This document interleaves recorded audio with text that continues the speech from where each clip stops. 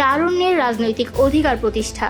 এই স্লোগানকে সামনে রেখে রাজধানীর নয়াপল্টনে দলের কেন্দ্রীয় কার্যালয়ের সামনে খণ্ড খণ্ড মিছিল নিয়ে আসছেন যুবদল, স্বেচ্ছাসেবক দল ও ছাত্র দলের নেতাকর্মীরা।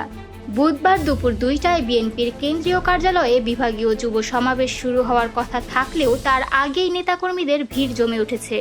লন্ডন থেকে ভার্চুয়ালি যুক্ত হয়ে বিএনপির ভারপ্রাপ্ত চেয়ারম্যান তারেক রহমান সমাবেশে মূল বক্তব্য দেবেন প্রধান অতিথি হিসেবে।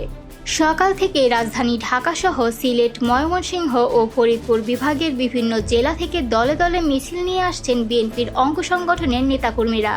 বেলা বাড়ার সঙ্গে সঙ্গে নয়াপল্টন এলাকা রূপ নিয়েছে জনসমুদ্রে। অনেকের হাতে দলীয় পতাকা, ব্যানার, ফেস্টুন। কেউ কেউ নেচে গিয়ে স্লোগানে স্লোগানে সমাবেশ প্রাঙ্গণ মুখরিত করে তুলছেন নেতাকর্মীরা। ওদিকে নয়াপল্টন এবং এর আশেপাশের এলাকায় আইন শৃঙ্খলা বাহিনীর বিভিন্ন সংস্থার সদস্যদের সতর্ক অবস্থানে থাকতে দেখা গেছে। যানজট এড়াতে নয়াপল্টনের উভয় পাশে যান চলাচল সাময়িকভাবে বন্ধ রাখা হয়েছে। এই সমাবেশের আয়োজন করেছে বিএনপির 3 অঙ্গ সংগঠন, জাতীয়তাবাদী যুবদল, স্বেচ্ছাসেবক দল ও ছাত্রদল। তাদের লক্ষ্য তরুণদের উদ্বেগ ও রাজনৈতিক আশা আকাঙ্ক্ষাকে ইতিবাচকভাবে তুলে ধরা। এর আগে চট্টগ্রাম, খুলনা ও বগুড়ায়ও অনুরূপ সেমিনার ও সমাবেশ হয়েছে।